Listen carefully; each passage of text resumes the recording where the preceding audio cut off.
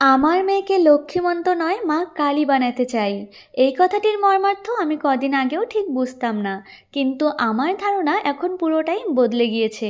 কয়েকদিন আগে যখন আমি মূর্তির ভিডিও আপলোড করি তখন থেকেই কয়েকজন লোক বেছে বেছে আমার প্রত্যেকটা ভিডিওতেই এত নোংরা মন্তব্য করেছে যে আমি সেগুলো আপলোড অবধি করতে পারলাম না।